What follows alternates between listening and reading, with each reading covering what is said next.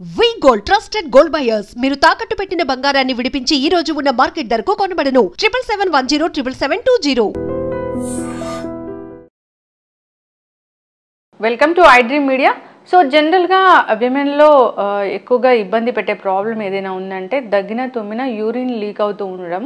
So 40 తర్వాత ఎక్కువగా ఈ ప్రాబ్లం వేధిస్తూ ఉంటుందని చెప్తూ ఉంటారు. అయితే ఎందుకు అసలు ఈ ప్రాబ్లం రాకుండా జాగ్రత్తలు ఏం తీసుకోవాలి, వస్తే ఎలాంటి ట్రీట్మెంట్స్ ఉన్నాయి, పూర్తి వివరాలు తెలుసుకుందాం. మనతో పాటు ప్రముఖ యూరో గైనకాలజిస్ట్ డాక్టర్ శ్రీజ గారు ఉన్నారు. డాక్టర్ గారు నమస్తే అండి. నమస్తే అండి. డాక్టర్ గారు, అంటే చాలా పెద్దవాళ్ళ దగ్గర మనం ఈ ప్రాబ్లం వింటాము.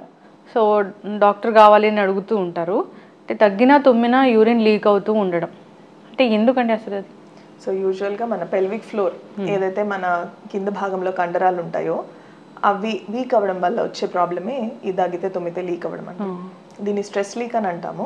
సో మనం ఏదైనా చిన్న బరువు ఎత్తినా, ఇంట్లో వంట చేసుకునేటప్పుడు ఈ కూరగాయలు అక్కడి నుంచి ఇక్కడ తీసి పెట్టడం కానీ, కింద కొంగి లేవడం కానీ, ఇవన్నిట్లో కూడా ఈవెన్ బేబీని ఎత్తుకునే టైంలో కూడా సో ఈ చిన్న చిన్న ట్రిగర్స్ లాగా ఉంటాయి. ఇవన్నిట్లో మనకి కొద్దిగా అంత యూరిన్ లీక్ కనిపిస్తూ ఉంటుంది. యూజువల్గా పోస్ట్ డెలివరీ కామన్ గా చూస్తారు. ఈ రీజన్ ఏంటిది అంటే డెలివరీ అప్పుడు, ప్రెగ్నెన్సీ అప్పుడు కూడా మన పెల్విక్ ఫ్లోర్ ఏదైతే కింద భాగంలో కండరాలు ఉంటాయో దాని మీద ప్రెషర్ పడడం వల్ల వీక్ అవుతుంది. సో ఈ వీక్ ఫ్లోర్ కి మనం ఎక్సర్సైజ్ ఏం చెయ్యము, ఫర్దర్ గా వీక్నెస్ పెరుగుతూ పోతుంది అనమాట. సో దానికంటే బెటర్ ఏంటి అంటే మనకి డెలివరీ అయిన వెంటనే కొద్దిగా హెల్ప్ తీసుకొని ఈ పెల్విక్ ఫ్లోర్ ఎక్సర్సైజ్ అనేటివి చేయడం నేర్చుకోవడం ఫస్ట్. సో నేర్చుకుంటే కనుక మనం రెగ్యులర్ గా ఎక్సర్సైజెస్ చేసుకోవచ్చు. పెల్విక్ ఫ్లోర్ ఎక్సర్సైజెస్ దానికి మందులు వాడాల్సిన పని లేదా? యూజువల్ గా మందులు అనేటివి ఆ స్ట్రెస్ లీక్ అయితే పనిచేయమన్నమాట. సో స్ట్రెస్ లీక్ కి మనకి ఉండే ఆప్షన్స్ ఏముంటాయంటే, ఫస్ట్ ఆఫ్ ఆల్ కింద పెల్విక్ ఫ్లోర్ అంటాం. ఈ కింద భాగంలో ఉండే కండరాలను అంతా కలుపుకొని ఒక 10 మజిల్స్ ఉంటాయి. ఆ 10 కండలు కలుపుకొని మనం పెల్విక్ ఫ్లోర్ అంటాం అనమాట. దాన్ని మనము గట్టిగా వెనక్కి పట్టుకోవడం అండ్ వదిలిపెట్టడం. ఇది మనకి ఫిజియోథెరపిస్ట్ చెప్తారు, అలాగే డాక్టర్స్ కూడా చెప్తారు. మీరు ఏ గైనకాలజిస్ట్ దగ్గరికి వెళ్ళినా వాళ్ళు కూడా చెప్తారు.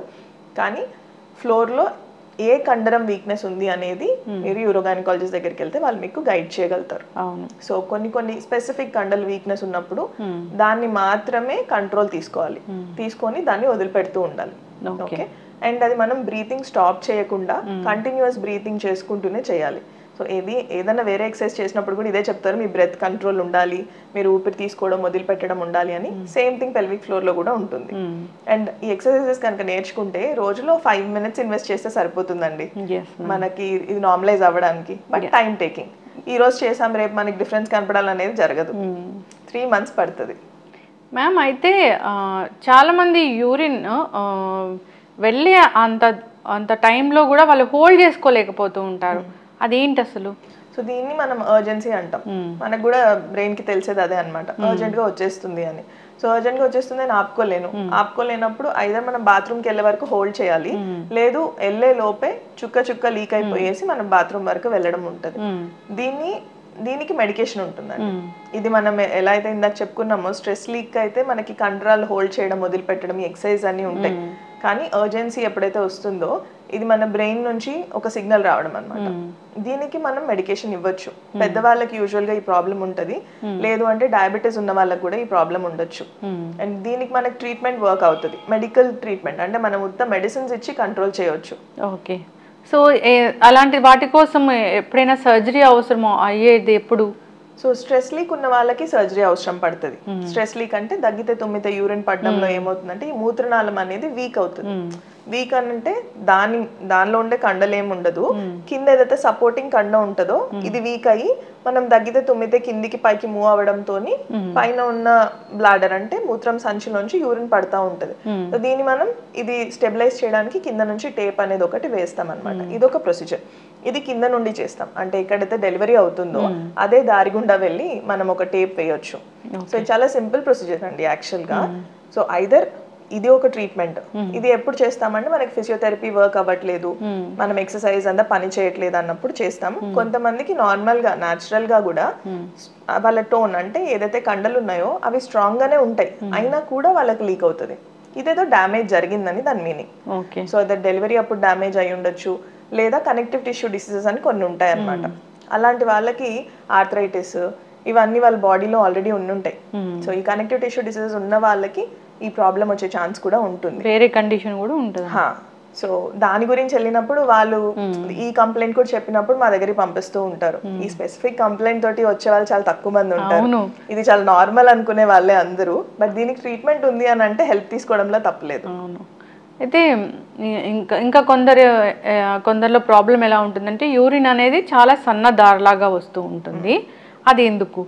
సో సన్న దారిలాగా వస్తుంది అని అంటే ఐదర్ మనకి యూరిన్ వచ్చే నాళం కూడా సన్నగా అయిపోయి ఉండొచ్చు, లేదు అంటే మెనోపాజ్ తర్వాత అండి. సో ఏదైతే ముట్లు ఆగిపోతాయో దాని తర్వాత వాళ్ళకి ఈస్ట్రోజన్ అనే కాంపోనెంట్ చాలా వరకు తగ్గిపోతుంది. ఆ తగ్గిపోయిన దాని వల్ల కిందంతా డ్రైనెస్ ఉండడము అండ్ యూరిన్ ఇన్ఫెక్షన్స్ లో కూడా మనము కనుక ముందే కనుక్కోకపోతే ఆ దార సన్నగా రావడం ఉంటుంది. కానీ దీనికి ఫ్లో పెంచడానికి టాబ్లెట్ ఉంటుంది. బట్ అంతకంటే ముందు మనం రూల్ అవుట్ చేస్తాం అనమాట. అసలు ఇది ఏమన్నా బయట ఏదైతే నాళం ఉంటుందో ఇది అబ్స్ట్రక్ట్ అయిందా అంటే అడ్డుకుందా ఏదన్నా, దీనికి మనం సింపుల్ ట్రీట్మెంట్ తోటి జస్ట్ ఆ దార పెంచడం వల్ల ఆ నాళం ఏదైతే ఉందో దాన్ని పెంచొచ్చు సైజు. సో ఆ సైజ్ పెంచడంతో నార్మల్ అవుతుందా, లేదు అని అంటే ఇంకేదైనా ప్రొసీజర్ అవసరమా అనేది కూడా ఉంటుంది. బేసిక్ టెస్ట్ కొన్ని ఉంటాయి, అవి చేయించుకుంటే మనం దాని వెనకాల ఉన్న రీజన్ కూడా గుర్తుపట్టొచ్చు. ఓకే. ఒక 40 తర్వాత ఉమెన్ అసలు ఇలాంటి యూరిన్ సంబంధించిన ఇష్యూస్ సంబంధించి తెలుసుకోవాలి అన్నప్పుడు ఎలాంటి టెస్టులు చేసుకోవాలి? సో ఫస్ట్ ఆఫ్ ఆల్ మనకి కామన్గా వచ్చేది యూరిన్ ఇన్ఫెక్షన్ అండి. యూరిన్ ఇన్ఫెక్షన్ అని అంటే మీకు మూత్రం వెళ్ళేటప్పుడు బర్నింగ్ సెన్సేషన్, మంటలాగా అనిపించిన, లేదు నొప్పి అవుతున్నా, యూరిన్ వెళ్ళేటప్పుడు మీకు నొప్పిగా అనిపిస్తుంది అన్న, లేదంటే ఫీవర్ రావడం, వణుకు చిల్స్ అంటాం కదా, ఆ వణుకుతూ వచ్చిన ఫీవర్ ఉన్నా అది మార్నింగ్ టైంలో వస్తుంది కొంతమందికి. సో ఇలాంటిది ఏదైనా ఉంది అని అంటే యూరిన్ ఇన్ఫెక్షన్ అయి ఉండొచ్చు. కొంతమందికి యూరిన్ లో బ్లడ్ కూడా కనిపిస్తుంది. ఇది ఎప్పుడు అని అంటే యూరిన్ చాలా సివియర్ గా ఇన్ఫెక్ట్ అయినప్పుడు మనకి రక్తం కనిపించడం కూడా జరుగుతుంది. అండ్ కొంతమందికి యూరిన్ తెల్లగా వెళ్తారు. సో తెల్లగా అంటే కంప్లీట్ గా పాలలాగా. సో అందులో కూడా పస్సెల్స్ ఉండొచ్చు, లేదు అని అంటే ఇంకొక కైలూరియా అంటాము, అది కూడా కావచ్చు. బట్ అవన్నీ సెకండరీ. ఇంకా సో ముందుగా మనం చెక్ చేయించుకోవాల్సింది బేసిక్ యూరిన్ ఎగ్జామినేషన్ అంటాం, CUE అని ఉంటుంది. ఆ ఒక్క టెస్ట్ చేయించుకుంటే సరిపోతుంది. బట్ చేసేటప్పుడు టెస్ట్ చేయించుకునేటప్పుడు మాత్రం మీరు ప్రాపర్ గా కింద వాష్ చేసుకొని మిడ్ స్ట్రీమ్ అంటే కొద్దిగా వదిలేసిన తర్వాత పట్టుకొని మాత్రమే చేయాలి. ఓకే, చక్కగా చెప్పారు మ్యామ్. సో అయితే 40 తర్వాత ఉమెన్కి ఖచ్చితంగా టెస్ట్లు అనేవి అవసరం, డాక్టర్ ఫాలోఅప్ కూడా చాలా అవసరం. అది మెనోపాజ్ వచ్చే ముందు స్టేజ్ ఏజ్ అంటారు దాన్ని. సో మెనోపాజ్ అనేది ఒక సింగిల్ ఏజ్ అని లేదండి, పెరిమెనోపాజ్ అని అంటాం దీన్ని. సో ఓవరాల్ మనకు ఒక 45 నుంచి 55 వరకు కూడా దీన్ని పెరిమెనోపాజల్ ఏజ్ గ్రూప్ అంటాము. మెనోపాజ్ ఈ టైంలో ఎప్పుడైనా రావచ్చు, 45 నుంచి 55 వరకు. సో మెనోపాజ్ ఇంకా ఎర్లీగా వచ్చే వాళ్ళు కూడా ఉంటారు. ఇంకా లేట్ అయింది అని అంటే మాత్రం డాక్టర్ దగ్గర చూయించుకోవాలి. ఫెమిలియల్ గా మదర్ కి ఒక 52 అట్లా వచ్చింది అని అంటే డాటర్ కూడా అదే ఏజ్ గ్రూప్ లో వస్తుంది. అంటే లేట్ వచ్చినా కానీ ప్రాబ్లమేనా? అవును, లేట్ గా రావడం అని అంటే మనకి ఒక ఏజ్ పరిధి ఉంటుంది. సో అంతకంటే ఎక్కువ రోజులు బ్లీడింగ్ అవుతుంది అని అంటే దానికి రీజన్ ఏదైనా ఉండుండొచ్చు.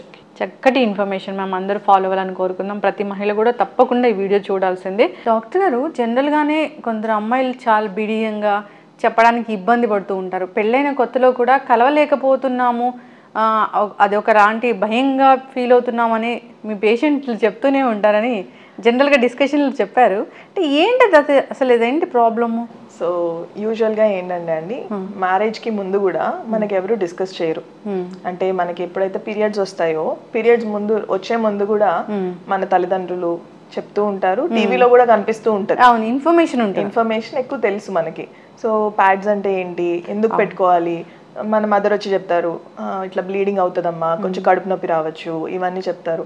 అంటే ఇంతకు ముందు జనరేషన్కి అది కూడా చెప్పేవాళ్ళు కాదు. బట్ ఇప్పుడు వచ్చే జనరేషన్కి అయితే 100% పేరెంట్స్ చెప్తున్నారు. దానివల్ల దానికి ఉన్న ఫియర్ కొద్దిగా తగ్గింది, ఆ భయం కొంచెం తగ్గిపోయింది అనమాట. బ్లీడింగ్ వచ్చినా కానీ వాళ్ళు నోరు తెరిచి నాకు బ్లీడింగ్ వచ్చిందని వాళ్ళు టీచర్స్కో ఎవరికొకరికి చెప్తున్నారు. యూజువల్లీ స్కూల్లోనే అవుతారు. సో స్కూల్లో అయినప్పుడు ఇలా ప్యాడ్ పెట్టుకోవాలని వాళ్ళు చెప్పినా వీళ్ళు వినే స్టేజ్లో ఉన్నారు. కానీ ఇంకా మన దగ్గర మాట్లాడుకుంది ఏంటంటే సెక్షువల్ హెల్త్ గురించి. ఒకసారి పెళ్ళైన తర్వాత ఏం జరుగుతుంది, ఏమవుతుంది అనేది మన పేరెంట్స్ ఏం డిస్కస్ చేయరు. మన తల్లి వచ్చి మనతో మాట్లాడే సిచ్యువేషన్స్ చాలా తక్కువ ఉంటాయి. యూజువల్ గా మనం ఇది ఫ్రెండ్స్ ద్వారానే తెలుసుకుంటాం. సో ఫ్రెండ్స్ కి ఒక చాలా చిన్న ఏజ్ లో ఉన్నప్పుడు 8th స్టాండర్డ్ లోనో 9th స్టాండర్డ్ లోనో వాళ్ళు డిస్కస్ చేసుకున్నప్పుడు ఎలా ఉంటది, పెయిన్ఫుల్ గా ఉంటదంట, దానివల్ల బ్లీడింగ్ అవుతుందంట, ఇంకేదో. సో అవన్నీ బ్రెయిన్ లో పెట్టుకుంటారు. అందరికి ఇవే బ్రెయిన్ లో ఉంటాయని కాదు. వాళ్ళు కొంచెం అవుట్ గ్రో అయిన తర్వాత, కొద్దిగా పెద్దోళ్ళు అయిన తర్వాత, ఇంటర్మీడియట్ ఆ స్టేజ్కి వచ్చిన తర్వాత వేరే డిస్కషన్స్ వచ్చినప్పుడు ఓకే మా అక్కకి ఇలా జరిగింది, లేకపోతే మా ఇంట్లో ఒక మ్యారేజ్ అయిందని, బేబీ పుట్టారని, ఇవన్నీ వింటూ ఉంటారు. చాలా కొద్ది మందికి ఫియర్ అనేది డెవలప్ అవుతుంది. సో ఈ భయంలో అమ్మో కలిస్తే నొప్పి ఉంటుందేమో అని సగం మంది పెళ్ళైన తర్వాత కూడా కలవకుండా అలా కంటిన్యూ చేస్తారు లైఫ్ని. ఎదుటి వాళ్ళు మనం చేసుకునే పార్ట్నర్ అర్థం చేసుకునే వాళ్ళైతే వాళ్ళు అర్థం చేసుకుంటారు, దూరంగా ఉంటారు, వాళ్ళకి టైం ఇస్తారు. And they will give that time for them to understand, okay మనం కలవాలి, ఇది మ్యారేజ్లో ఒక పార్ట్, అంతేగాని ఇదే లైఫ్ అని కాదు. సో సేమ్ థింగ్ ఒక మగ పర్సన్ తన వైపు నుంచి అర్థం చేసుకోవడానికి ట్రై చేస్తారు, కానీ మన ఫ్యామిలీ వాళ్ళు అందరూ కూడా మనల్ని అర్థం చేసుకోగలగాలి. సో దీనికి మనకి హెల్ప్ దొరుకుతుంది అంటే 100% హెల్ప్ దొరుకుతుందండి. ఫస్ట్ ఆఫ్ ఆల్ మీరు డాక్టర్ దగ్గరికి వెళ్తే కొంతమందికి ఎలా ఉంటుందంటే ఫిజికల్గా ఒక ప్రాబ్లం ఉండొచ్చు, అంటే కలయిక ద్వారంలో మీరు ట్రై చేస్తే పెయిన్ రావడం అనేది జరగచ్చు. సో అలాంటప్పుడు సెప్టమ్ అని ఒక కాన్సెప్ట్ ఉంటుంది.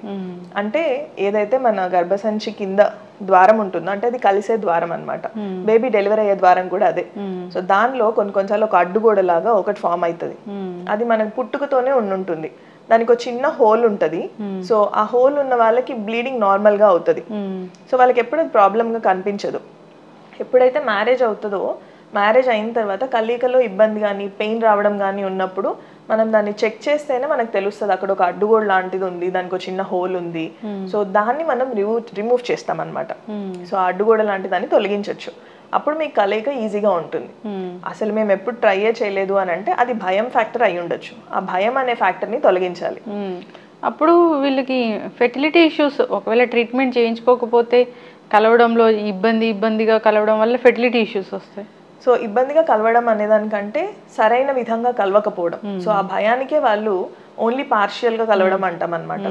కొద్ది వరకే కలిసి దాన్ని వదిలిపెట్టేస్తారు. అండ్ ఒక్కసారో 2 సార్లు ఓన్లీ ఎగ్ విడుదలయ్యే టైంలో మాత్రమే కలుస్తాము ఇలా ఆలోచిస్తారు.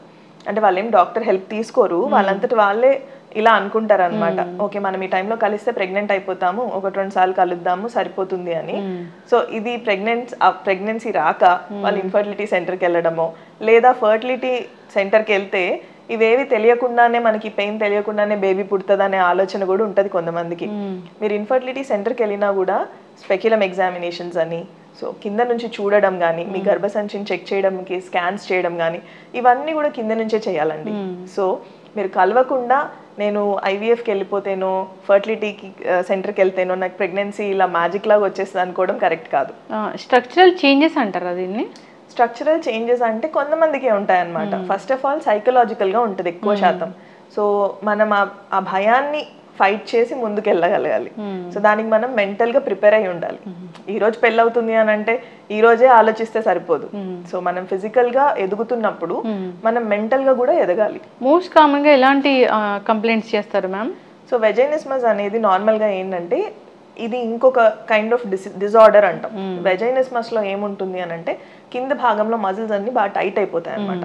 ఈ టైట్నెస్ వల్ల వాళ్ళు ఈవెన్ ఫింగర్ని కూడా అలో చేయలేరు లోపలికి. దీనికి మనం ఫిజికల్గా థెరపీ ఇస్తాం. అంటే ఈ కండరాలని రిలాక్స్ చేయడానికి ఫిజియోథెరపిస్ట్ హెల్ప్ తీసుకొని సైకాలజిస్ట్ హెల్ప్ తీసుకోవచ్చు. ఈ కండరాలని రిలాక్స్ అవ్వడానికి మనం టాబ్లెట్స్ కూడా ఉంటాయి. సో టాబ్లెట్స్ ఇచ్చి హెల్ప్ తీసుకుంటూ ఉంటే నెమ్మదిగా రిలాక్స్ అవుతుంది. ఈ పెల్విక్ ఫ్లోర్ అనేది కింద భాగంలో ఏవైతే 10 మజిల్స్ ఉంటాయండి పెల్విక్ ఫ్లోర్ అంటే, ఈ పెల్విక్ ఫ్లోర్ అంతా రిలాక్స్ అవ్వడానికి మనం బయట నుంచి హెల్ప్ ఇవ్వచ్చు. ఒకసారి రిలాక్స్ అయిన తర్వాత వాళ్ళు కలుసుకోవడానికి ఆ పెయిన్ ఉండదు. డాక్టర్ గారు అయితే కొందరిలో వైఫ్ అండ్ హస్బెండ్ కలిసినప్పుడు సో బ్లీడింగ్ అయింది అనే కంప్లైంట్ వింటూ ఉంటాము, అది ఎందుకు? సో మొదటిసారి కలవడం జరిగినప్పుడు అండి వైఫ్ అండ్ హస్బెండ్ మధ్యలో కొంతమందికి బ్లీడ్ అవ్వచ్చు, అందరికీ అవ్వాలని కాదు. అలాగే చాలా గ్యాప్ తర్వాత కలిసినప్పుడు కూడా కొంతమందికి లైట్ బ్లీడింగ్ స్పాటింగ్ అది చూడొచ్చు. ఇలా కాకుండా రెగ్యులర్గా కలిసే వాళ్ళకి మేము కలిసిన ప్రతిసారి బ్లీడింగ్ అవుతుంది అనే వాళ్ళు కూడా ఉంటారు. సో కలిసిన ప్రతిసారి బ్లీడింగ్ అవుతుంది అని అంటే మీరు ఒకసారి మీ డాక్టర్ని కలవాల్సిందే. ఎందుకు అని అంటే గర్భసంచి ముఖద్వారం మీద మీకు ఏదన్నా గ్రోత్ అంటే ఏదన్నా పులిపిర్ లాంటిది కూడా బయటకి వచ్చినప్పుడు అది మనం టచ్ చేసిన ప్రతిసారి కదిలి బ్లీడ్ అవుతుంది. లేదనంటే పాప్స్మియర్ అనే టెస్ట్ చేయించుకోవాల్సి ఉంటుంది. కొన్నిసార్లు ఇది సర్వైకల్ క్యాన్సర్కి మొదటి సూచన కూడా అవ్వచ్చు. అలాగే ఏదైనా గ్రోత్ ఉన్నా మనకి ఏదైనా బయటకి కనిపించేది ఉన్నప్పుడు అది తగిలిన ప్రతిసారి బ్లీడింగ్ అవుతుంది అనమాట. అలాగే ఇన్ఫెక్షన్స్ అప్పుడు సివియర్గా ఇన్ఫెక్షన్స్ ఉన్నప్పుడు అది చాలా మెత్తబడిపోతుంది. ఆ మెత్తగా అయిన ఆ సర్ఫేస్ అంతా మనం టచ్ చేసినప్పుడు బ్లీడ్ అవుతుంది. ఇప్పుడు కాంట్రసెప్షన్ అంటే అసలు అది జనరల్గా పిల్లల కోసమేనా, అసలు అది అవసరమా?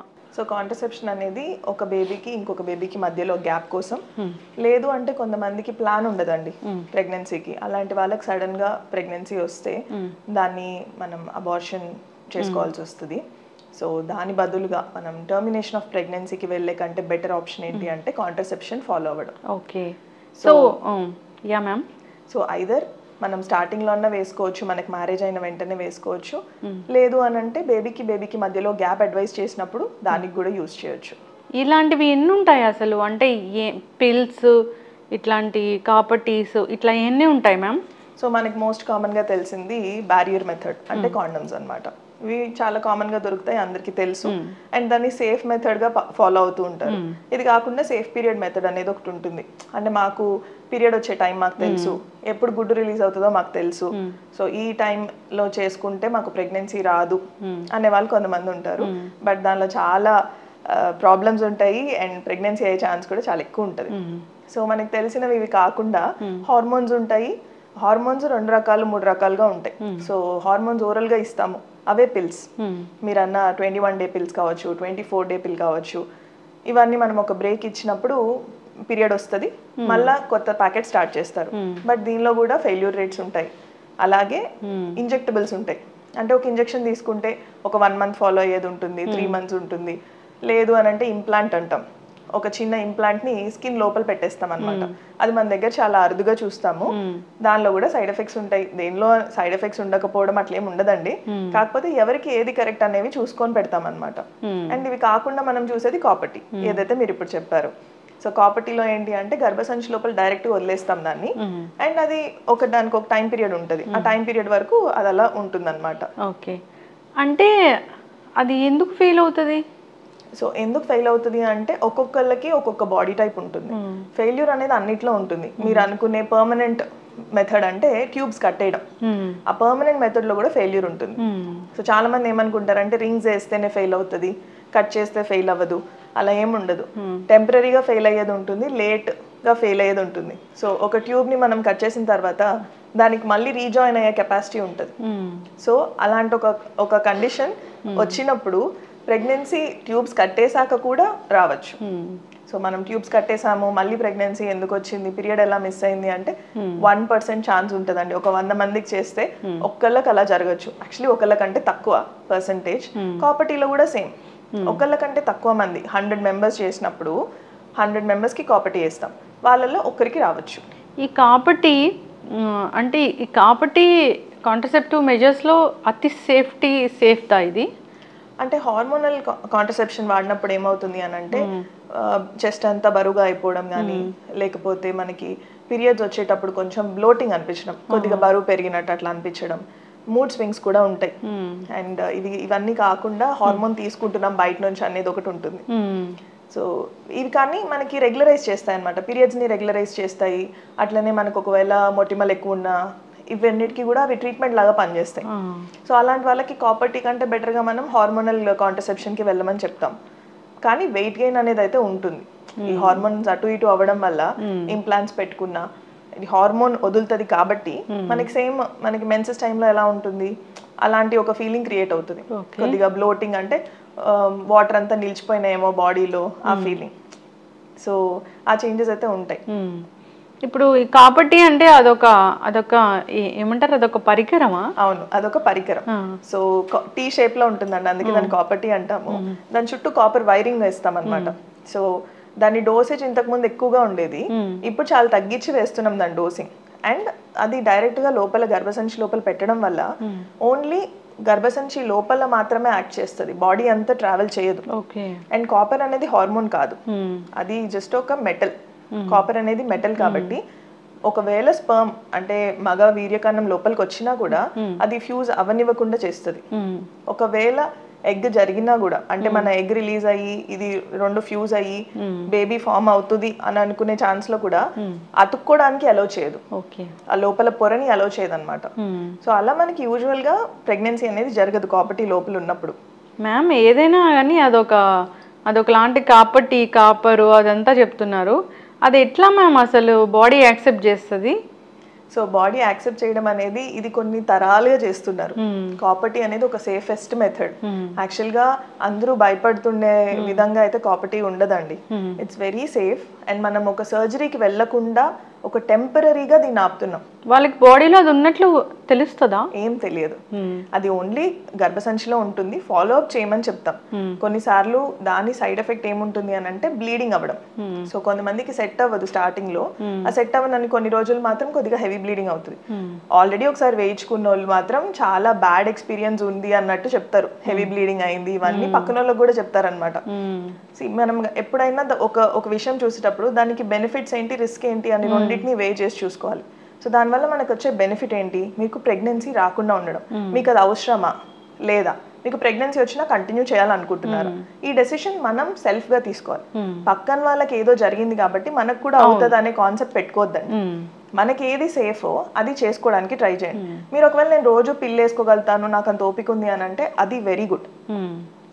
మీరు మర్చిపోతాను అనుకున్నప్పుడు ప్రెగ్నెన్సీ వచ్చే ఛాన్స్ ఉంటుంది. సెకండ్ థింగ్, మీరు నేను బ్యారియర్ మెథడ్ ఫాలో అవుతున్నాము, మా హస్బెండ్ ఓకే ఉన్నారా అనుకున్న వాళ్ళకి వెరీ గుడ్, మీరు బ్యారియర్ ఫాలో అవ్వచ్చు. కరెక్ట్గా యూజ్ చేస్తే బ్యారియర్లో కూడా ఓన్లీ 2 ప్రెగ్నెన్సీస్ అయ్యే ఛాన్స్ ఉంటుంది ఒక 100 మందికి. కానీ సరిగ్గా వాడకపోతే 13 నుంచి 16 ప్రెగ్నెన్సీలు అయ్యే ఛాన్స్ ఉంటుంది కాండం వాడిన వాళ్ళకి. సో ఆ డిఫరెన్స్ మనం చూసుకోవాలి. మేము వాడాము కానీ ప్రెగ్నెన్సీ వచ్చిందంటే నెక్స్ట్ ప్రాబ్లం ఏంటి, మీరు కంటిన్యూ చేయాలనుకుంటే ఓకే, బట్ మీరు వద్దనుకుంటున్నప్పుడు మీకే ప్రాబ్లం అవుతుంది. మీరే మెడిసిన్స్ తీసుకోవాలా, మీరే ఫాలోఅప్కి వెళ్ళాలి, స్కాన్లు అవ్వాలి. ఒకటేసారి అది బయటకు వచ్చేస్తుందని లేదు. ఇంతకుముందు సెక్షన్ అయిన వాళ్ళకి ఇంకా ఇబ్బందిగా ఉండొచ్చు, హెవీ బ్లీడింగ్ అవ్వచ్చు, దానివల్ల మీరు అడ్మిట్ అవ్వాల్సి రావచ్చు. సో ఇవన్నీ సైడ్ ఎఫెక్ట్స్ ఉంటాయి. ఎస్, చక్కగా చెప్పారు మ్యామ్. మ్యామ్ ఇక్కడ ప్రెగ్నెన్సీ వచ్చింది అనేది మనం వీడియో చూస్తున్నాము. ప్రెగ్నెన్సీ వచ్చింది, ఆ బేబీ నన్ను ఎవరో ఆపలేకపోయారు పుట్టడాన్ని, దాన్ని చేతిలో పట్టుకొని వచ్చారు అని. నిజంగానే డెలివరీ అలా అవుతుందా అసలు? సో నేను ఇందాక చెప్పినట్టు 100 మంది ప్రెగ్నెన్సీస్లో ఒకటి అయ్యే ఛాన్స్ ఉండొచ్చు. బట్ ఒకవేళ స్టార్టింగ్ ఆఫ్ ప్రెగ్నెన్సీలోనే మనం తెలుసుకుంటే ఆ కాపర్టీని రిమూవ్ చేసేస్తాం. ప్రెగ్నెన్సీ లోపల ఉండగానే ఇంకా ఫుల్గా పెరగలేదు ప్రెగ్నెన్సీ అన్నప్పుడు కాపర్టీని చూసుకొని రిమూవ్ చేస్తాం అనమాట. అది కూడా కాదు అన్నప్పుడు కాపర్టీని అలా వదిలేసి ప్రెగ్నెన్సీని కంటిన్యూ చేపిస్తాం. కొన్ని రిస్క్లు ఉంటాయి, బేబీ ముందే పుట్టడం ఉండొచ్చు, ఇన్ఫెక్షన్ వచ్చే ఛాన్స్ కూడా ఉండొచ్చు. సో ఇవి కాకుండా కంటిన్యూ చేసినప్పుడు బేబీ నార్మల్గా డెలివరీ అవుతుంది. ఫస్ట్ ఆఫ్ ఆల్ బేబీ పెరుగుతున్నప్పుడు ఈ కాపర్టీ డివైస్ అనేది ఒక వైపు పుష్ అయిపోతుంది. సో గోడకి ఆనుకున్నట్టు, ఈ గర్భసంచి గోడకి ఆనుకున్నట్టు అయిపోతుంది అనమాట. దాని తర్వాత బేబీ డెలివరీ అయిన తర్వాత మీరు చెప్పిన పిక్చర్లో అయితే డాక్టర్ గారు ఆ బేబీ చేతిలో పెట్టారు. నార్మల్గా అయితే బేబీ పట్టుకోలేదు, ఎందుకంటే ఇది సెపరేట్గా ఉంటుంది. బేబీ శాక్ పెరగడంలో ఈ కాపర్టీ అనేది పుష్ అయిపోతుంది కంప్లీట్గా. ఓకే. సో మ్యామ్ అయితే వీటన్నిటిలో అన్నీ కూడా సేఫ్ మెథడ్సే, అన్నీ కూడా కొంచెం ఎంతో కొంత సైడ్ ఎఫెక్ట్స్ ఉండేవే. సో ఇది పర్మనెంట్ సొల్యూషను, ప్రెగ్నెన్సీ రాకుండా అంటే కూడా కాపర్టీ వాడొచ్చా? సో యూజువల్గా ఏంటంటే అండి, కాపర్టీ కాకుండా మనకున్న ఆల్టర్నేట్ మెథడ్ ఏంటి అంటే ట్యూబ్స్ టై చేయడం, అంటే ట్యూబెక్టమీ చేయించుకోవడం.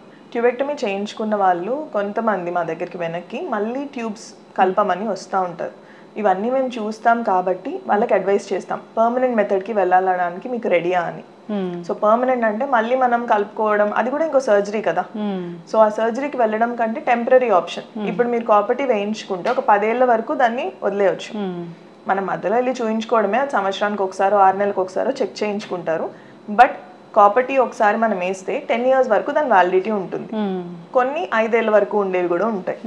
సో ఇది పెట్టి దాన్ని మళ్ళీ తీసేస్తాం 10 years తర్వాత, అప్పుడు మళ్ళీ కొత్తది వేస్తాం అనమాట. సో ఇది ఒక టెంపరీ మెథడ్. అంటే ఏదన్నా కావాలి మీకు ఫ్యూచర్లో నాకు ఒక బేబీ కావాలనుకుంటే, కొంతమంది అనిపిస్తుంది పిల్లలు పెద్దలు అయిపోయిన తర్వాత కూడా మళ్ళీ ప్రెగ్నెన్సీ అయితే బాగుండు అనుకుంటారు. అలాంటి వాళ్ళకి ఇది ఒక ఆప్షన్. సో మనం కాపర్టీ ఉంచితే దాన్ని తీసేసేయగానే మీకు మళ్ళీ ప్రెగ్నెన్సీ అయ్యే ఛాన్స్ ఉంటుంది. ఓకే. సో పర్మనెంట్గా కూడా చేసుకోవచ్చు 10 years వరకు కాదంటే, నార్మల్గా మళ్ళీ ఒక బేబీకి ఒక 2 years గ్యాప్ ఉండాలన్నా అట్లా కూడా చేసుకోవచ్చు. ఒకసారి మనం వేసామనంటే ఐదర్ 1-2 yearsలో రిమూవ్ చేసుకోవాలనుకునే వాళ్ళు ఉన్నారు, లేదు మాకు వేసిన తర్వాత 10 yearsకి వచ్చి మళ్ళీ రిమూవ్ చేసి కొత్తది వేయించుకునే వాళ్ళు కూడా ఉన్నారు. ఎస్. మ్యామ్ దీనివల్ల ఇన్ఫెక్షన్స్, యూరిన్ ఇన్ఫెక్షన్స్ అలాంటివి ఏం రావా? లేదండి, ఇది గర్భసంచిలో ఉంటుంది.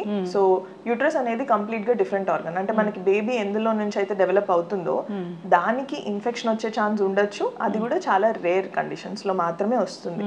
అంటే మన పార్ట్నర్ కి కూడా ఏదైనా ఇన్ఫెక్షన్స్ ఉండి అది ట్రావెల్ అవ్వడం కానీ అలాంటి కండిషన్స్ లో మాత్రమే ఉంటుంది. లేదు అంటే కాపర్ టీకి ఇన్ఫెక్షన్ వచ్చే ఛాన్సెస్ చాలా తక్కువ. చక్కటి ఇన్ఫర్మేషన్ మ్యామ్, చాలా చక్కగా చెప్పారు. ఏదైనా కానీ ప్రెగ్నెన్సీ ప్లాన్ చేసుకుంటున్నారు అన్నప్పుడు మీ డాక్టర్స్ చెప్తూనే ఉంటారు, ప్రీ ప్రెగ్నెన్సీ ప్లానింగ్, కౌన్సిలింగ్ అలాంటివి అనేది అవసరము, ఒకసారి చెకప్ చేయించుకోవాలి. అంతే కదా, ఉమెన్ హెల్త్ చెకప్ అనేది కూడా చేయించుకుంటూనే ఉండాలి. ఒక 2-3 మంత్స్కి ఒకసారైనా డాక్టర్ని సంప్రదిస్తూనే ఉండాలి, లేదంటే ఇలాంటివి జరుగుతూ ఉంటాయి. సో కాంట్రసెప్షన్ అనేది పాటించాలి అనుకునే వాళ్ళు డాక్టర్ సలహా మేరకు పాటించవచ్చు. చక్కగా చెప్పారు మ్యామ్. బేబీ చేతిలో పట్టుకొని వచ్చారు కాపర్ టీని అంటే అది డాక్టర్ చేతిలో పెట్టారు అని. చక్కటి ఇన్ఫర్మేషన్. జనరల్గా అందరూ హెల్త్ జాగ్రత్తలు తీసుకోవాలని కోరుకున్నాం, ఫాలో అవ్వాలని కోరుకున్నాం. ధన్యవాదాలు. Thank you so much. And for more videos, Please subscribe to iDream. Please subscribe to iDream. Please subscribe iDream. And please subscribe to iDream. For more videos, subscribe to iDream. please like, share and subscribe to the channel. Congratulations, iDream. Subscribe to iDream. Subscribe to iDream. So subscribe to iDream Media. iDream ki iDream team andarki huge congratulations. Please subscribe iDream Media. Please subscribe to iDream. Subscribe iDream. Please subscribe to iDream. iDream అంటే నా కళల channel subscribe చేసుకున్నారు, నోరు తిరుగుతలేదు, మీరైతే గంట గుర్తు కొట్టండి. For more such videos, please subscribe to iDream. Subscribe to iDream. Please subscribe to iDream. Please subscribe iDream Media. Please do subscribe to iDream. Please subscribe to iDream Media. For best entertainment and information, please subscribe iDream. And don't forget to subscribe to iDream.